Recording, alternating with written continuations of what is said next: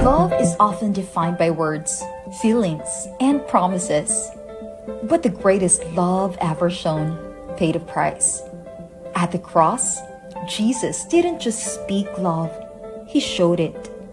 Not out of obligation, but by choice. A sacrifice given so freely so that we might receive life. His love goes beyond human understanding.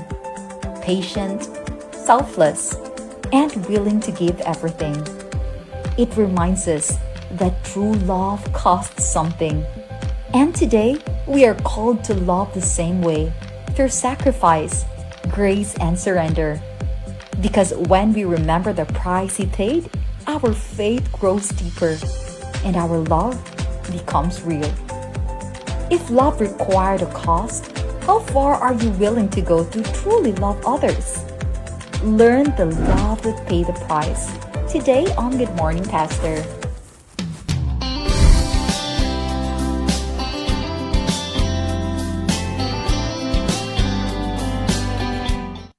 Yes, good morning mga kapaglaom, kauban nato diri sa atong Good Morning Pastor, ang atong higala, atong mentor, ang atong ikamingawan sa dugay nga panahon, no?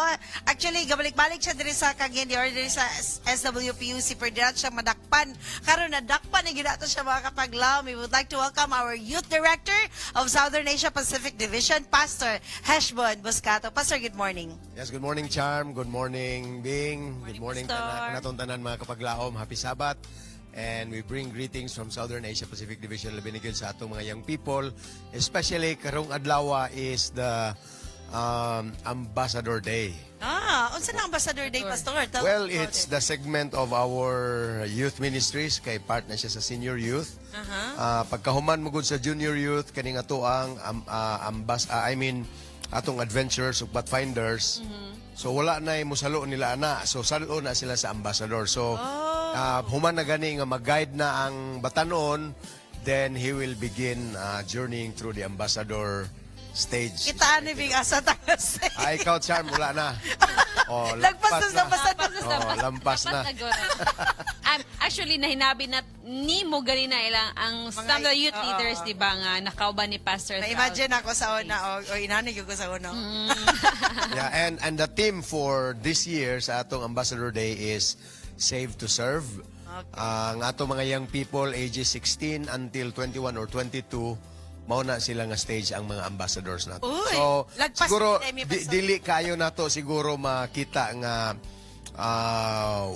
laganap siya kayo kay dili man tanang churches na nag-implement, but it is being felt worldwide. So kung ikaw 16 years old until 21 or 22 sa imong college life, so you are an ambassador. And well, they are part of PCM as well, pero mga ambassadors yun na sila nga stage, Ma'am Charm. Okay. So, lagpas niyo ta dito. Yeah, and ambassadors of ambassadors of ambassadors. Tinood natin, Charm, no? And gimension ni Pastor Hesh Gaina nga, ang ilang thing, happy to serve?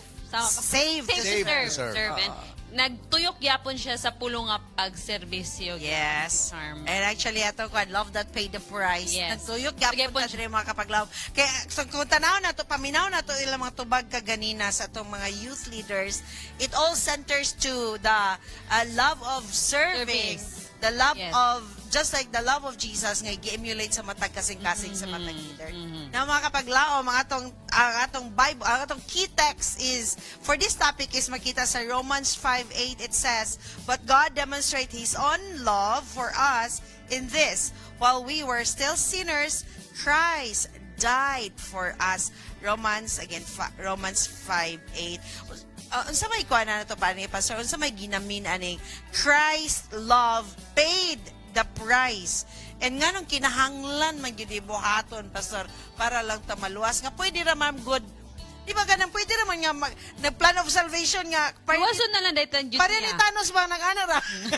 Di ba, Pastor? Ganun kinahanglan mamagid sa mamatay para lang yun maluwas ang tanan.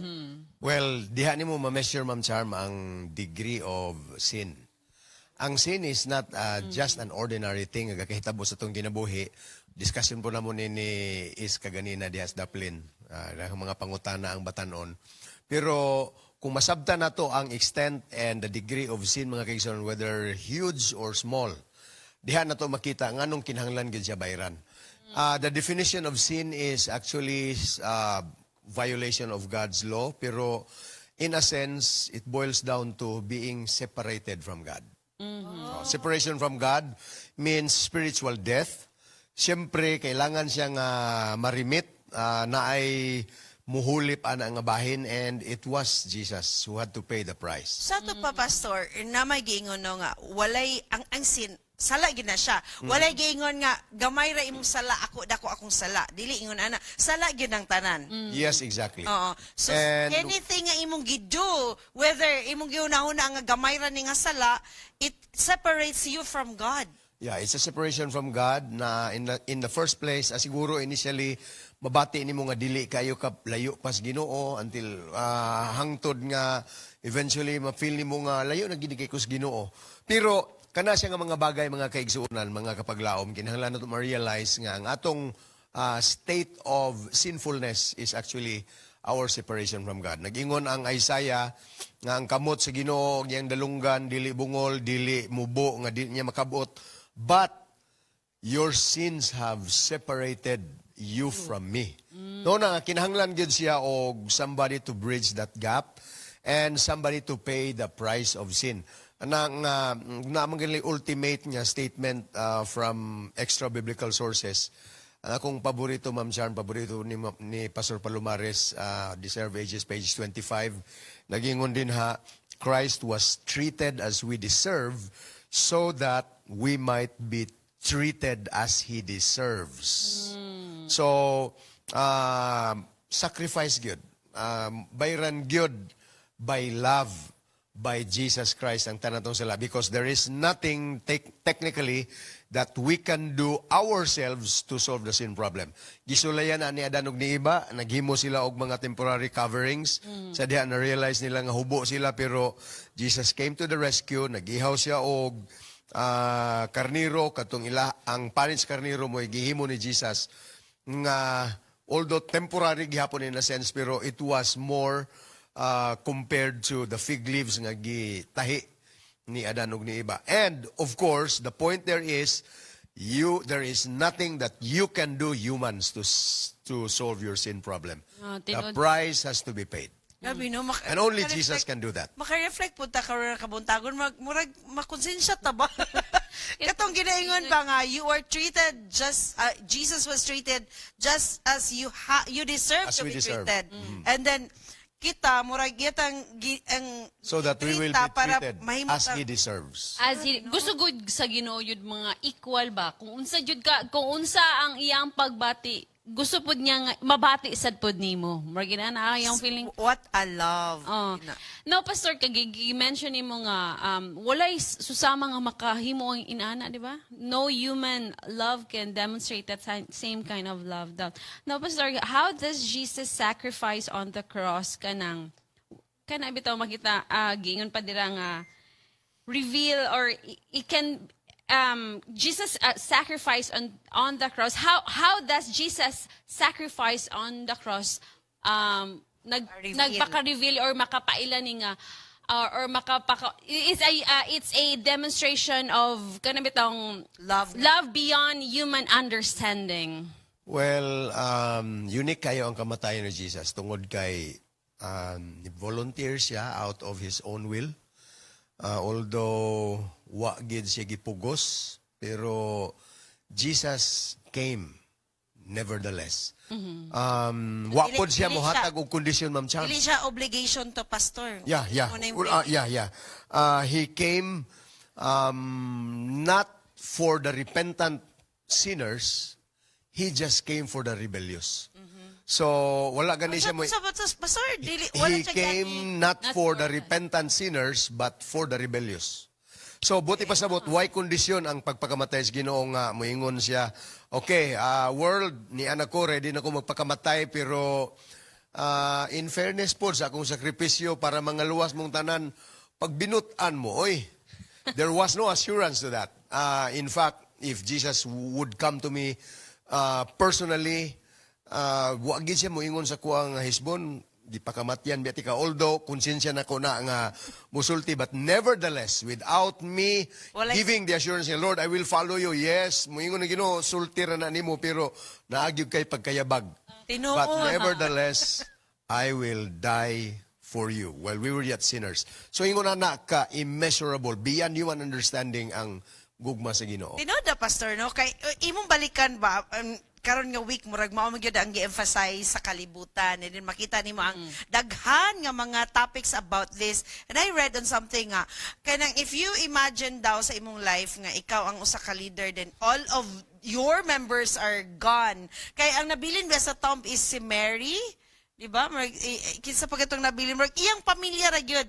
And then kani ba ang gugma sa Ginoo, grabe gyud kay even after his death, even if tanan na giwala na ang tanan niyang 12 disciples, in fact gideny pa siya ni Peter, but then after that gibalikan gyud gyapon niya ug iya gyud gyapon nakigdugtong gyud gyapon sa iyang mga disciples. And I believe this is the kind of love nga truly dapat nato huptan. Pero lisod man siya ba?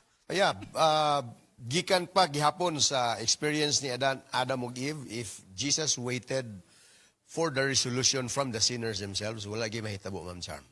So it is always initiated from the side of Jesus, from the side of God. I would like to connect on that, Pastor. It should always be initiated. No? Sa ato ang in real sense karon in our present time, how can we connect and share that love to our fellow men in the daily situations or daily daily nato nga pagkinabuhi, Pastor? Well, ma-relate na to na, Ma'am Siam, no, sa resolution, forgiveness, maong gini ang season karong panahon na Jesus died for our sins, aron mga luwas ng tanan. Kana tantamount mga kaigsunan nga iya gitang gipasaylo. Pero how would it relate kung ang isa ka tawo nakita niya ang iyang kaugalingon sa point nga lisod na gyud kay ipasaylo, kay grabe na gyud kayo ang atraso nga gihimo sa isa, batok sa iya. And yet he still manages to forgive. Makaingon gyud ko, Ma'am Charm, nga godly virtue gina siya. How do we say that you have forgiven already? Laom Lalom na. Yeah, kay there are people or Sir Rex, I mean, may yun si Sir Rex nga, lisod po kaayo, wala ka nag-forgive. Yes, you forgive, but then you remembered everything na. Kalimot. Oh, ano ba? You forgive, but you cannot forget. Wala po siya, gikan lang ni saya, no, Sir Rex, aminaw ka karon. Kaya may siya nga, lisod po kayog siya rin hinungdan nga, dili ka maluwas, kaya wala ni mo na pasaylo. You have forgiven already, but then, you already know your precautions. Pero nabi may purpose, Ma'am Charm, kasi Jesus, actually, if you read Spirit of Prophecy, dito sa langit, wala na trace sa sala. Pero, gituyo gina sa Ginoo nga makita gihapon ang ulat sa lansang diri sa iyang kamot. So intentional lang Ginoo, ha? Dili niya hinumduman ang gipasaylo niya atong sala, pero But there's how mark. come naa pa may na-scar? May makita. And Approved. it's purposely being placed there. Bitaw, no? Oh, God wants simply for people to remember nga kani adto, well, di man ko ka maliksyon, Ma'am Charm, og dili ka kahinumdum. It's important nga nakapasaylo ta, pero mahinumdum ta. It's a reminder at the same time nga grabe gid ang gracious Ginoo nako. Sakit man gito kaayo, pero wala naman lang gyud, wala naman ko ill feelings gyud.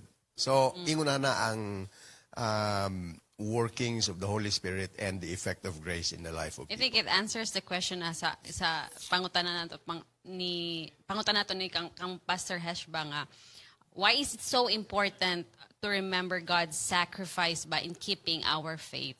Yeah, and we would like you to address our viewers on that, Pastor. Yeah, naay statement ni Ellen White, because of the shortness of time, Ma'am Charm, I could not pinpoint the exact source. Pero ang ingon dito, it pays nga kada adlaw pamalandungan nato, i-flashback nato ang kamatayon ni Jesus ang iyang sakripisyo. Kadtong gilapdusan siya, kadtong gilansang siya, giugbok ang krus, human siyang gilansang nga nagagirit ang iyang mga tendons, ang iyang panit o ang iyang kaunuran. It was a sacrifice, mga kaigsunan. And every breath was so difficult, was so heavy. ang iyang position was actually the worst capital punishment ni adtong panahon na. Nga kanabitawng ibitay imong duha ka kamot unya ipakinto imong duha ka tiil, maglisod nimo pangitaon ang imong ginhawa ana nga point, and then you are losing blood until eventually murag The physical muhalap na agony. imong pananaw, but Jesus suffered all of those because of his love. Makadumdum ko na mag-iyahog manok ba? Nga kanabito. Nakadumdum ko sa una pasok ka nang ipaiyaw manok, then ako'y Ikaw hawit ang sa guli sa pako. ulo, pako ulo. Ito ali na yun. Perti, grabe yun ka. Kanang traumatic sa imong Oh, part yeah. ba nga ang dugo ba mag Yeah. kirig-kirig. How much more adto nga time na? Exactly. So, the call is for every one of us to remember, especially that first love. Atong i-relate ni Ma'am Charm, keeping our relationship fire afresh.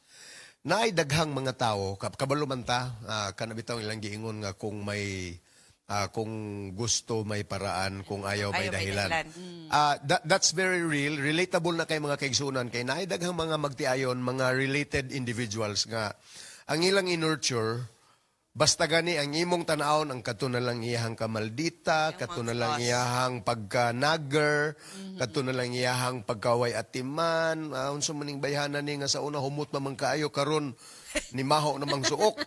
O kung kana na lang ang pirmi nimong hinumduman as a husband, na ay tendency bungkag yun.